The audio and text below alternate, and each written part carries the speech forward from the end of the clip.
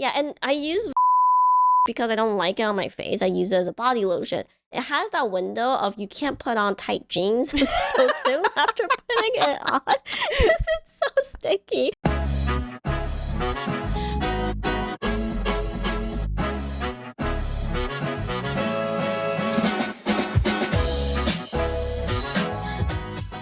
Hi everyone, I'm Victoria, the oily skin acne prone chemist. And I'm Gloria, the dry skin chemist.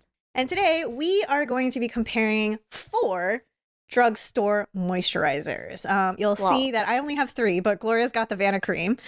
I'm really excited about this because we are basically wanting to look at the 3 iconic drugstore moisturizers that you are going to encounter and probably what your derm is going to end up recommending you to start with.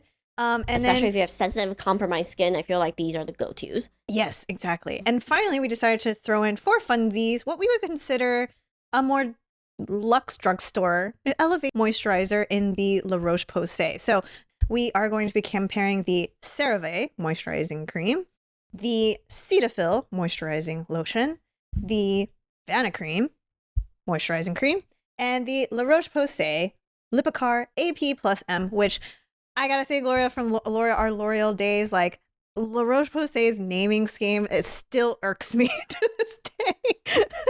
I tend to not give, I try not to think about it too hard. Like, it's pretty stupid, but whatever. To provide you guys a comparison in terms of cost, we'll go ahead and share that with you guys. So technically the CeraVe, the Vanicream, the Cetaphil all sit in a similar price point. So you're looking at Vanicream being the cheapest at 89 cents per ounce, the Cetaphil second cheapest at $1.06 per ounce, CeraVe coming in at $1.25 per ounce, and finally La Roche Posay with the bells and whistles coming in at $1.67 per ounce. And let's get right into it. Let's talk about the aesthetic, the texture, our general feels, Gloria. So I have dry skin. I tend to be pretty tolerant of greasier, heavier moisturizers. I don't love it. I think there is a notion out there that dry skin loves thick cocooning textures, but I myself like cleaner, more elegant afterfeels because to me the texture isn't directly correlated to whether or not the moisturizer does its job.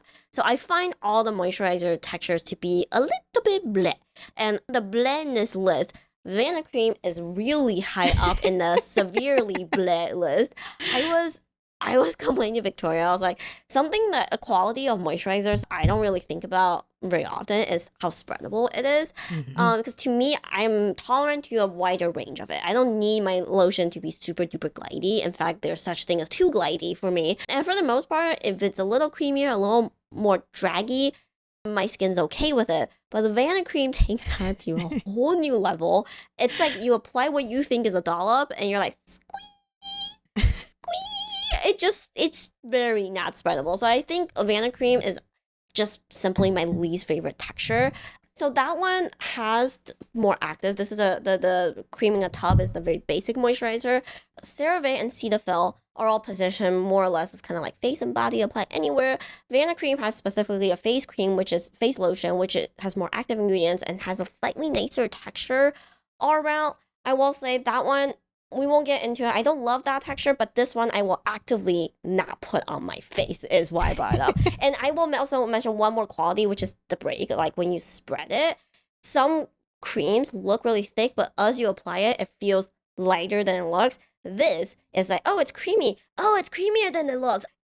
Anyway, that is on my aesthetic journey. That is my least favorite. La Roche Posay, I think, is a really good opposite end of it in terms of it is very creamy. It is a thicker cream that applies a little heavy, but the finish it spreads just well enough for me to not think anything about it. And the finish of it, I think Vanicream, because it's so heavy, you just feel it everywhere at the end. It's like very residuey on your fingers where you apply it. Everything's very filmy, whereas this ends up actually a lot more elegant, even though it's the thicker creamy type. CeraVe, Cetaphil are both lighter on me, with Cetaphil being the lightest. Between CeraVe and Cetaphil, I would put CeraVe's texture above Cetaphil's because Cetaphil to me is like, it's got that light lotiony, a little bit more runny texture, but somehow still dries down with a film, which I'm like, you could do without this. So anyway, that's my quick 5-second run through. I would say, and I was complaining to Gloria about Vanicream. She's actually heard me talk about this before because I have a daughter, a toddler, who has eczema. which is wild because like sometimes she makes me feel like I'm very bad at my job. But because of her, I've had to try all of these. I have to say right out of the gate, and I told Gloria this, is that Vanicream is the emulsion that beginner cosmetic chemists have to make to show that they can make an emulsion. Like it is so, I want to say industrial. This is something where you're like, I got to make a stable emulsion. I do not care about texture. And so that's the best way to describe it. I also understand why there's a cohort of people who only use Vanicream because they are just in that significantly sensitive category. And you want to talk about bare bones, this is the bare bone formula. Yeah. I will apply CeraVe and La Roche Posay on my face for you guys so you guys can see. I want everyone to know that when I was applying these, I was kind of screaming on the inside because I feel like for my oily skin, I'm just like, no, please don't put this on me, but I also need to know. So I will say I totally agree about Gloria's sentiments about Cetaphil. It is a thinner lotion. It's flowable. It is deceiving because for some reason that residue does not go away on my skin. It feels like it's just sitting on the top of my skin. So I would say of the 4, surprisingly, CeraVe and La Roche Posay are more tolerable for me. CeraVe all have some degree of film. I think CeraVe being the lightest. I think La Roche Posay's was most surprising in that I really thought I was going to hate it. But the tack and residue didn't bother me as much as Cetaphil and Vanicream. That's my general sentiment in terms of texture. So I'm going to just apply it. As you can see, I didn't do a very good job, but let me actually try it again so you can see. This is CeraVe. Yeah, so... And I would say that, yeah, this is kind of,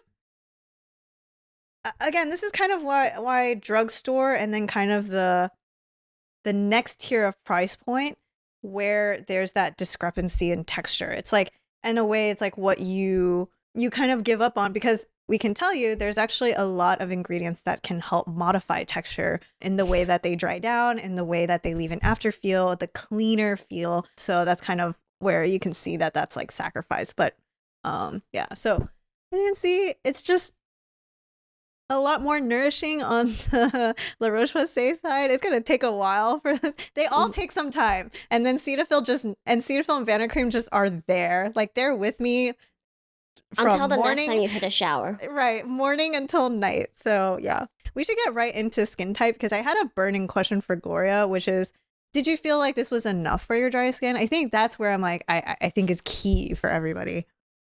So this is a great segue to get into putting our chemist hat back on and get into the claims and the ingredients. Yeah. So first of all of these are more or less occlusives heavy. Most of these, they are more focused on the creamy aspect, and none of them is a complete moisturizer for me in the sense of like, I feel like I don't need, say, Aquafix or another hydrating serum underneath it.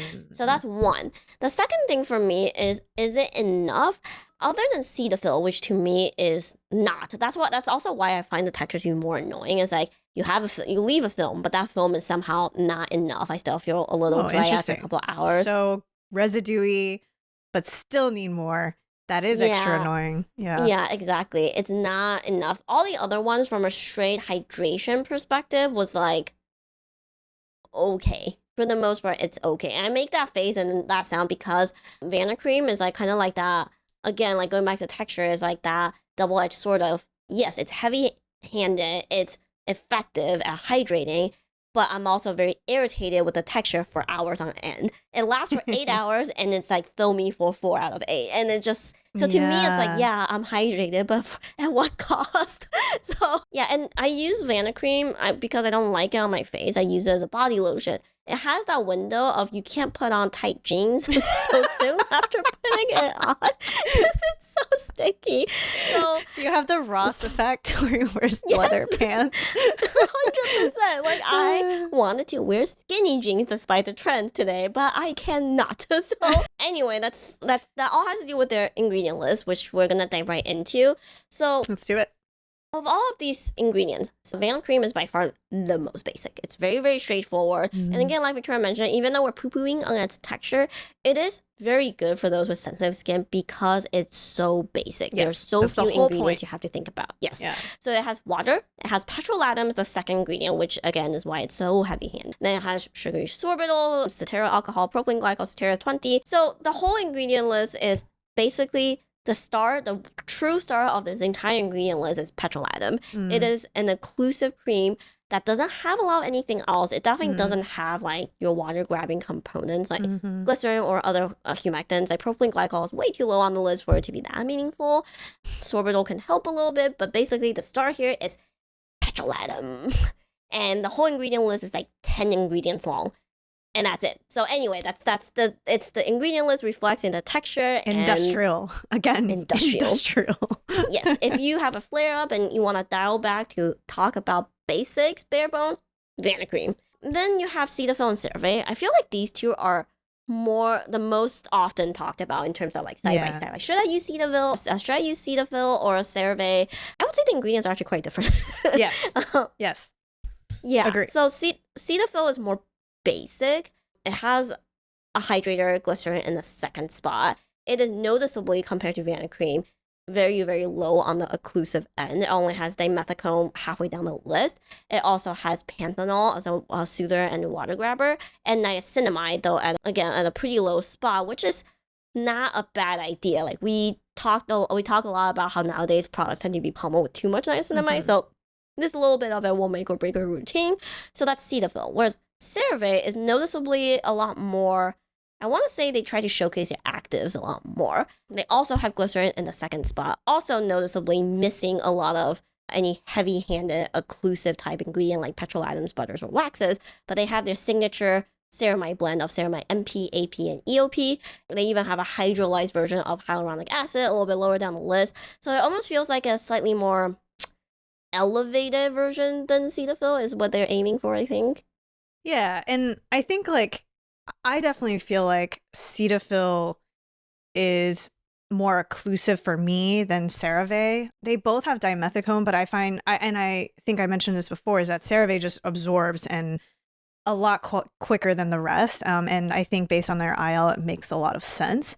It also kind of makes sense that CeraVe's price point is also slightly higher just because they definitely tried to go for more actives compared to Cetaphil.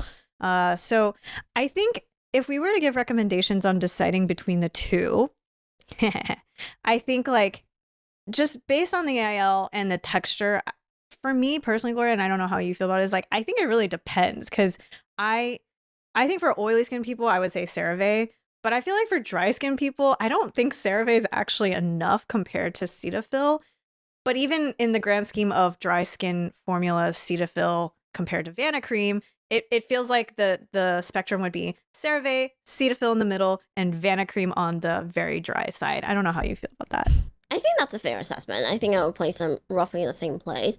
For me, CeraVe is that convenience starting point if you want to try out ceramide products. It's probably one of the best entry point to ceramide products that you can buy at this price point. It's the only one out of the lineup that has that level of ceramide. So from dry skin barrier care perspective, it's not a bad one. But like Victoria said, because it's a little bit lacking on the daily hydration for me, then it's like kind of weird, right? It's like, do I stick it out long term and see if the ceramides help with long term barrier care for me, or it's just because daily hydration side doesn't feel great, right? So now what? For me, I don't love it. I think if you put dryness on a scale, I am not the driest of the driest skin type. If you are like, my skin is parched, I have all these things going for me, I'm super, super dry, then I would say CeraVe is definitely not for you because I don't think it's, like Victoria said, it's a little lacking. But if you are on the normal to dry side of things, then I would say it's a pretty good bet and a pretty good starting point into ceramide skincare before you move on to something a little bit more elevated. Let's also talk about LRP Lipikar. We'll go through the IL really quickly. So it's water, it's shea butter, glycerin, dimethicone. It's also got niacinamide. Further down the list, you will also find ceramide NP. They also tout their bacteria ferment that L'Oreal has kind of shared about how it's specifically geared towards treating sensitive skin. So this definitely feels like a more drugstore plus kind of lotion for sure.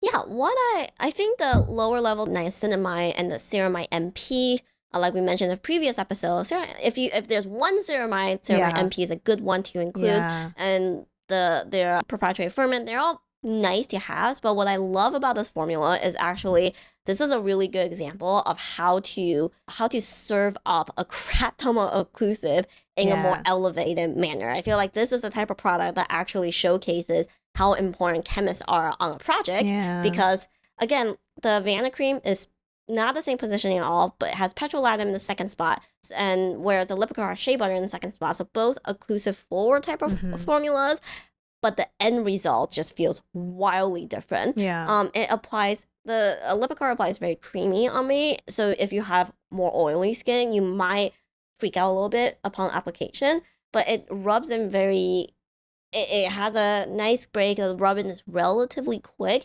and after it dries down, it feels a little bit nourishing. It has a little bit of residue, but that residue actually goes away pretty quickly into a much more elegant finish. And so, yeah, to me, even though it is pricier, the most expensive of the four, I actually think that, like, based on the active combination and the thoughtful formulation, this is probably my favorite of the four. So to answer the question, which one would you choose, Gloria? I would choose Lipikar because I would use this on my, it's not so expensive that I wouldn't use it on my body, but it's also elegant enough for me to use on my face. So I guess in this exercise of me trying all these moisturizers, a lot of it, this CeraVe Cetaphil is specific, and the Lipikar is specifically positioned as face and body. Vanicream, I know people use it for face and body, but most of the other three wound up getting punted to body cream status, whereas I would use a Lipikar face and body. So that's my pick.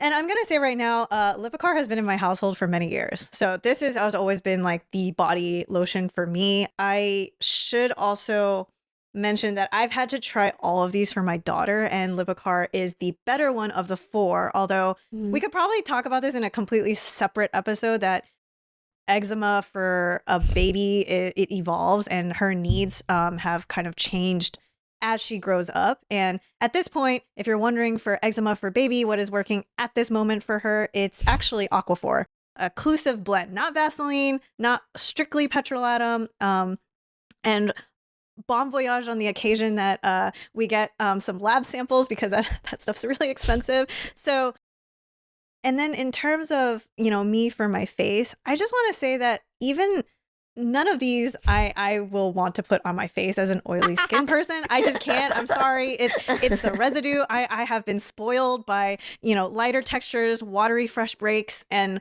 and then the other thing is, I think a lot of oily skin types get pointed to CeraVe. I think you'd have better chance of liking it if you use the CeraVe PM moisturizer. That's going to be in the same category as the Vanicream face moisturizer that Gloria was kind of alluding to. I think CeraVe for body, even for me, isn't enough. And that's why I find CeraVe to be kind of that tough product, because it's got ceramides in it. I think it's got the right resume of stuff in it, but it somehow falls short in the different needs that, for me, like it's a little too heavy for me for face, but it's not enough for me for body. I'm always kind of wishy-washy on this product, even though it is very popular in a lot of this skincare community forums. So yeah, that's my thought. So anyway, by going through the ingredient list and how we think about this, we hope it's helpful for you guys. But with moisturizers, again, this highlights how personal it is. So, how do you guys rate your moisturizer? Is something popular not working for you? And does the type of format help you realize, oh, this really makes sense why this popular product doesn't work for me? Or, oh, you know what?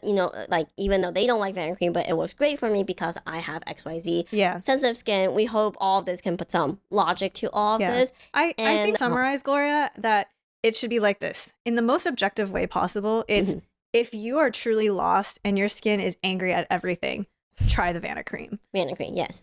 If you find yourself more in the normal to dry scenario, you have your pick of CeraVe and Cetaphil. But if you think you're leaning more dry side, I feel like having more occlusives for Cetaphil is probably going to be better for you between the two. But if you're willing to splurge, I think Lipikar might actually be better than these two completely. So that I think that would be how I feel in terms of guidance between these drugstore moisturizers. Yep. Let us know if you agree, and let us Yeah. know if you're curious about which drugstore moisturizer Victoria would actually put on her face. We hope this all was very helpful. Let us know what other products you want us to review or other topics you want us to dive into on the meats of the podcast. And we will see you guys all next week. Bye.